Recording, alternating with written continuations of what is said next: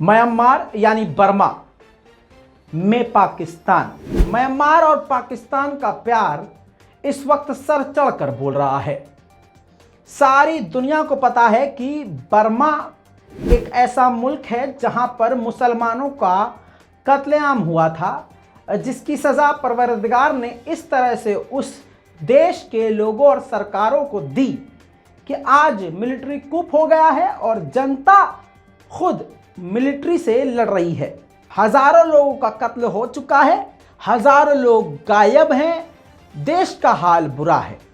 और जिस मिलिट्री ने यह मिलिट्री कूप किया है उसको ही समर्थन आज पाकिस्तान दे रहा है। पाकिस्तान की सरकार ये जो नई बनी है पूरी तरह से म्यांमार के साथ खड़ी हुई नजर आ रही है। आपको बताऊं कि म्यांमार के लोगों के साथ नहीं, पाकिस्तान म्यांमार के आर्मी और म्यांमार की एयरफोर्स को मजबूत करने में लगा हुआ है। एक्सपर्ट की माने तो म्यांमार का अगर आप मैप देखेंगे तो भारत से जुड़ा हुआ यह नजर आता है। भारत के दूसरी तरफ चीन के बराबर में यह नजर आता है। यानी अगर चीन तो पहले से ही खतरा है, चीन पाकिस्तान दोनों तरफ से भारत को घेरे हुए हैं और तीसरी तरफ से भारत के खिलाफ पाकिस्तान म्यांमार में पैर जमाना चाहता है। सलाम, नमस्ते, सत श्री अकाल। मैं हूं रजा और आप देख रहे हैं रजाग्राफी। और यह है रजाग्राफी की इंटरनेशनल रिपोर्ट, जिसके अंदर दुनिया भर की बड़ी बड़ी खबरें आपको आसान और सिंपल भाषा में सबूत के साथ दिखाई जाती हैं। खासकर वो खबरें जो आपको देखनी चाहिए, आपके लिए ज़रूरी हैं। आपको बता दूं कि पाकिस्तान की इस नई सरकार ने म्यांमार की एयरफोर्स की मदद करने के लिए हाथ आगे बढ़ाए हैं। और आपको बता दूं कि म्यांमार की एयरफोर्स को अब पाकिस्तान की स्पेशल टीम चीन के फाइटर जेट JF-17 उड़ाने का ट्रेनिंग देगी। रिपोर्ट की माने तो पाकिस्तान की स्पेशल टीम म्यांमार यानी बर्मा पहुंच चुकी है और वहां की एयरफोर्स को पूरी खतरनाक लेवल की ट्रेनिंग दे रही है। इतना ही नहीं, म्यांमार को पूरी तरह से मजबूत करने की कसम पाकिस्तान ने खाई है। अब बर्मा भी पीछे नहीं है।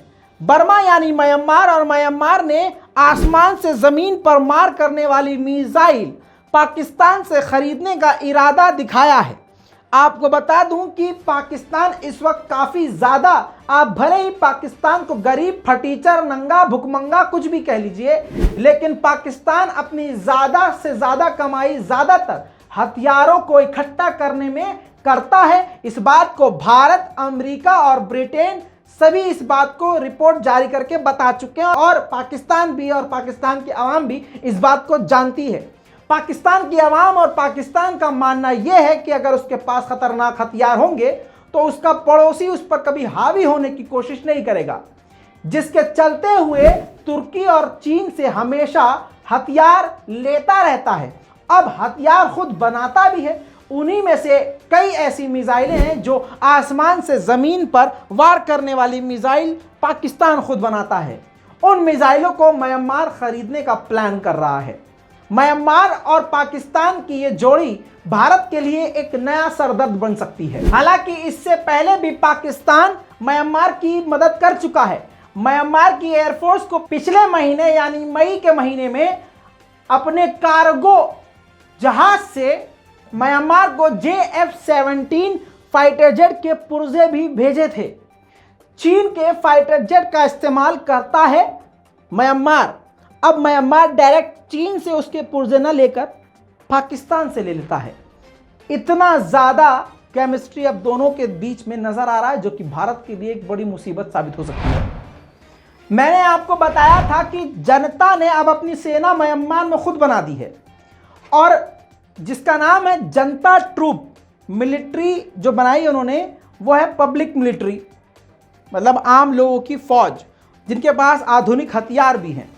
अब उन सेना के खिलाफ जो जनता ने अपनी सेना बनाई है उन्हीं के बारे में आम लोगों ने, हालांकि उसमें भी वो आम लोग हैं, लेकिन वो आम लोग जो इस सेना में शामिल नहीं हुए सरकार के खिलाफ, उन्होंने ये बताया है कि इस पब्लिक आर्मी ने लगभग 50 से ज्यादा गांव जला दिए हैं और हजारों बिल्डिंगों को लूट कर तबाह कर दिया है। यानी एक तरफ म्यांमार की आर्मी भी कत्लेआम मचा रही है और अब ये जनता की जो सेना बनी है ये भी एक ताकत बन के तबाही मचा रही है।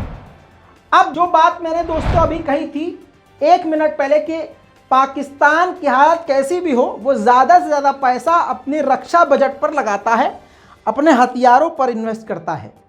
अब पाकिस्तान की एक बड़ी जानकारी आपको दे दूं, पाकिस्तान ने अपनी हथियारों और डिफेंस पर पैसा खर्च करने वाले अमाउंट को 6% और बढ़ा दिया है। अब आपको यह भी बताता चलूं कि इमरान खान पूर्व प्रधानमंत्री की सारी बातें सही साबित होती आ रही हैं। इमरान खान का ये इल्ज़ाम है कि ये जो मेरी सरकार गिराई गई है अमेरिका के निशाने पर गिराई गई है, क्योंकि इमरान खान अमेरिका के कहने पर कुछ नहीं कर रहे थे, अपने दम पर और जनता की बातों को सुनकर किया करते थे। इमरान खान अमेरिका के दबाव में नहीं आ रहे थे और अमेरिका की बातों को नहीं सुन रहे थे। अब आपको ये बात मैं साबित करके इस प्रकार से दिखाऊंगा। आपको याद दिला दूं कि इजराइल अभी पहली बार ऐसा हुआ था कि पाकिस्तान के कुछ लोग पहुंचे थे, जिसमें से पाकिस्तान की एक जर्नलिस्ट भी मौजूद थी, जिनको बाद में निकाल दिया गया उनके दफ्तर से, काम से। जी हां, उनके निकालने पर पाकिस्तान की जनता चुप रही, क्योंकि माना पाकिस्तान की जनता ने कि इस महिला ने, इन लोगों ने इजराइल जाकर गलत किया, तो उस पत्रकार को चैनल से निकाल दिया। अब अमेरिकी संस्था ने यह कहा उस चैनल से कि आपने इजराइल जाने पर जिस पत्रकार को अपने न्यूज चैनल से निकाला है उसको वापस भर्ती करो, वापस नौकरी पर रखो। कितना दखल है पाकिस्तान की इस नई सरकार में अमेरिका का, इसी बात से समझ लीजिए।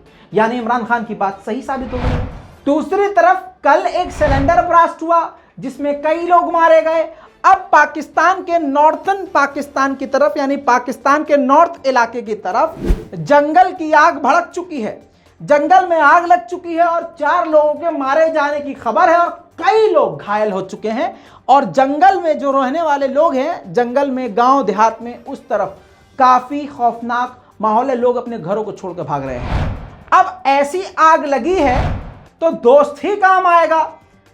चीन उस जंगल की आग को बुझाने में पाकिस्तान की मदद कर रहा है, जिसके बाद पाकिस्तान ने चीन का धन्यवाद अदा किया है। अब आपको बताऊं एक बड़ी खबर, तालिबान और मोदी सरकार की दोस्ती बहुत गहरी होती जा रही है।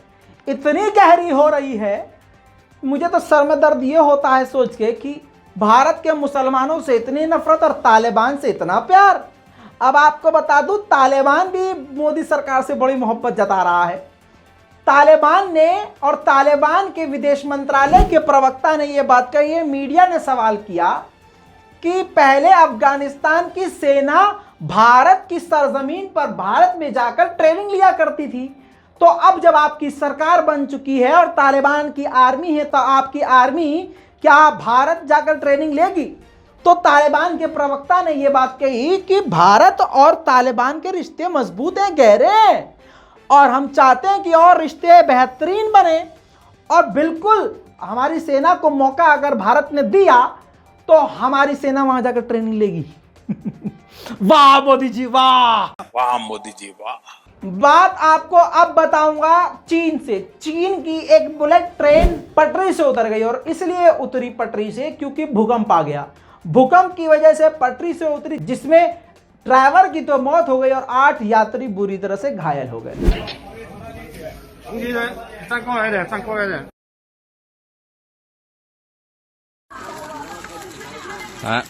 驾驶上拦我噶。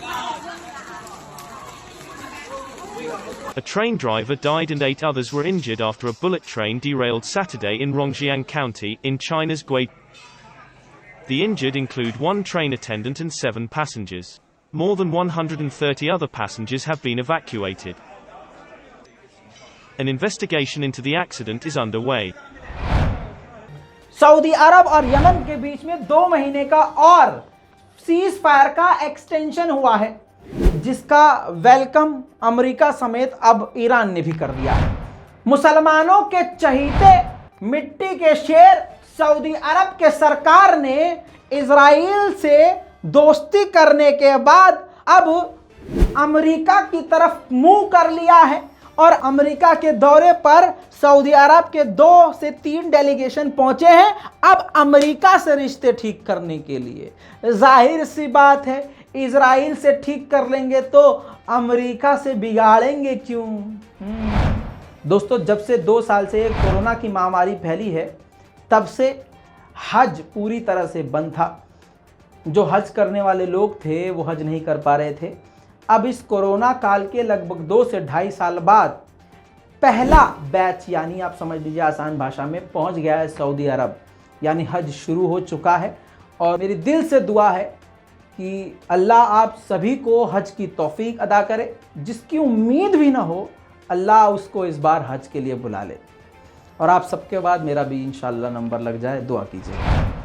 नॉर्थ कोरिया के खिलाफ अमेरिका और साउथ कोरिया ने समुद्र में मिलिट्री ड्रिल कर दी है, जिससे कहा यह जा रहा है कि चाइना और नॉर्थ कोरिया बुरी तरह से भड़क सकते हैं। वीडियो देखिए।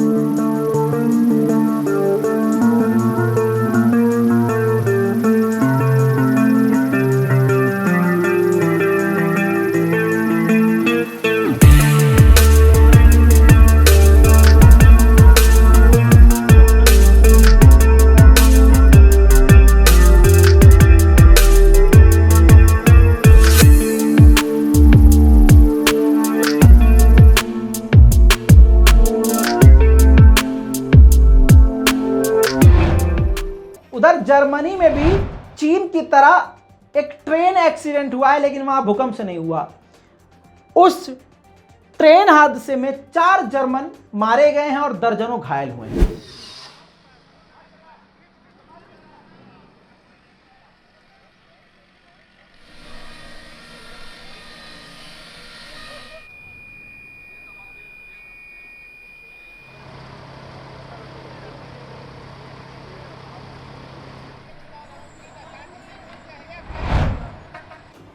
सीरिया की धमकी के बाद, रूस की नाराजगी के बावजूद, सबकी नाराजगी के बावजूद रजब तैयब एर्दोगान ने फिर से कहा है कि हम सीरिया पर अटैक करने के लिए तैयार हैं। साथ में यह भी कहा कि हम 30 किलोमीटर तक के दायरे को सिक्योर करेंगे, सेफ जोन बनाएंगे और पीकेके के खिलाफ खतरनाक अभियान चलाएंगे।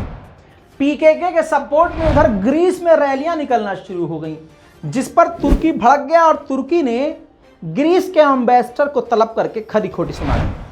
उधर सीरिया के अलावा इराक में लगातार पीकेके के खिलाफ रूस का खौफनाक अभियान जारी है।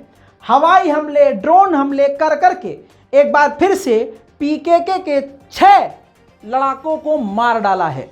देखिए।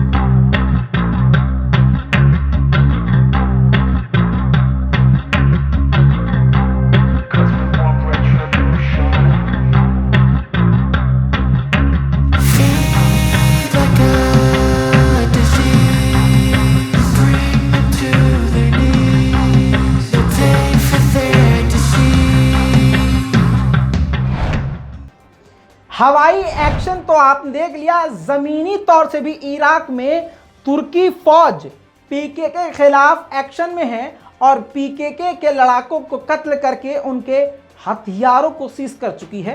देखिए, का भी खतरा है कि तुर्की से भिड़ सकता है ग्रीस और पीकेके के ऊपर भी हमला लगातार इसको करना है और सीरिया पर भी हमले करने की तुर्की कोशिश कर रहा है, जिसको देखते हुए मिलिट्री ड्रिल भी लगातार तुर्की कर रहा है।